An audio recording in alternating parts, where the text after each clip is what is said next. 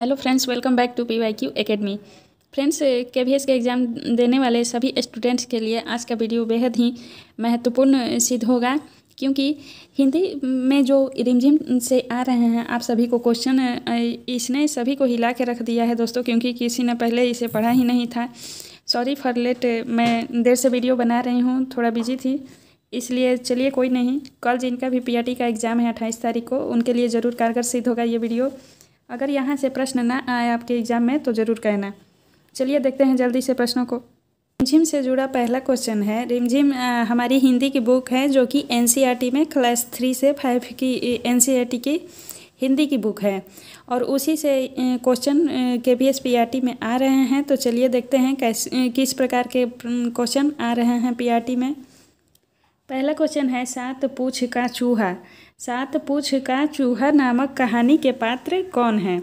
तो सात पूँछ का चूहा नामक जो कहानी है उसके पात्र का नाम है चूहा और नाई। यह कहानी जो है वह चूहा और नाई से जुड़ा हुआ है। दूसरा क्वेश्चन देखते हैं। दूसरा क्वेश्चन है, दिखा दिखा कर टोकरी हमें बुलाती छोकरी।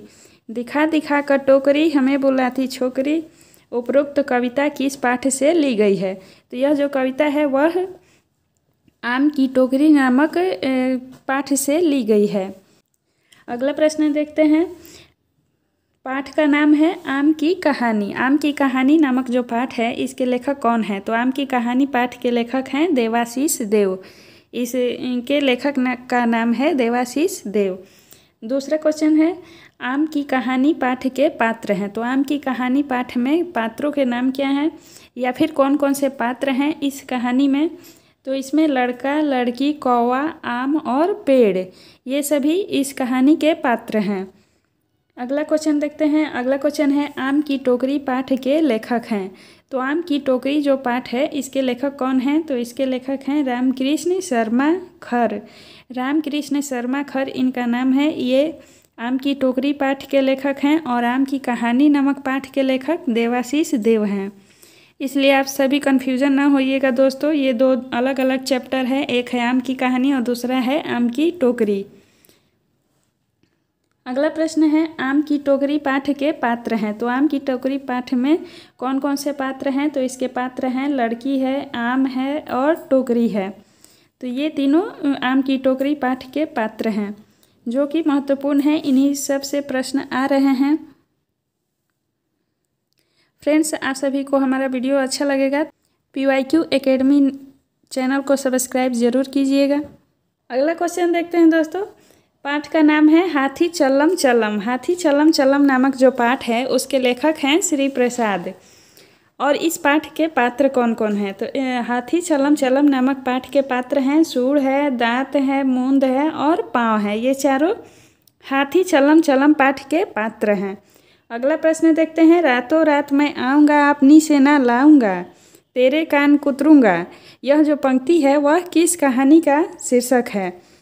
तो यह पंक्ति जो दी हुई है यह नटखट चूहा नामक कहानी है NCERT के बुक में, और उसी से ली गई है यह पंक्ति।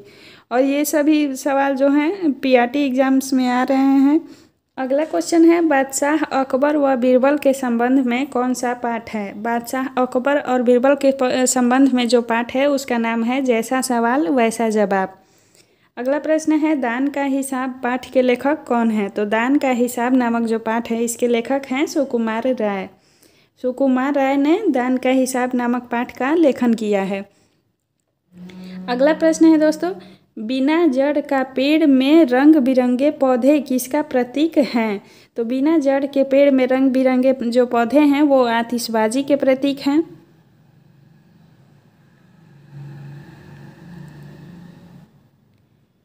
अगला क्वेश्चन है, कविता व कहानी तब सार्थक माने जाते हैं जब उनसे मन में कोई चित्र उभरता है। यह किस पाठ का भाव है? यह जो भाव दिया हुआ है यानी कि पंक्ति दी हुई है, कविता व कहानी तभी सार्थक माने जाते हैं जब उनसे मन में कोई चित्र या कोई भाव उभरता है। तो यह किस पाठ का भाव है?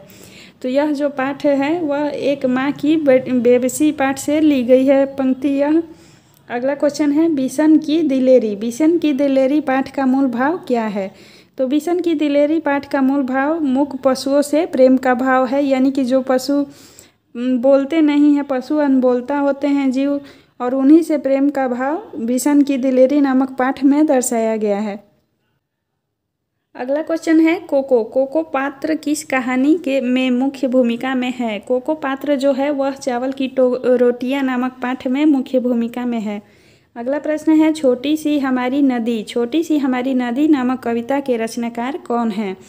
तो छोटी सी हमारी नदी नामक कविता के रचनाकार हैं रविंद्रनाथ ठाकुर।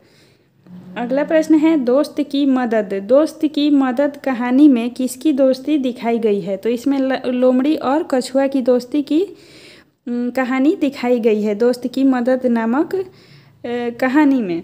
अगला प्रश्न है मिर्च का मज़ा। मिर्च का मज़ा कहानी के लेखक कौन हैं? तो मिर्च का मज़ा नामक कहानी के लेखक हैं रामधारी सिंह दिनकर।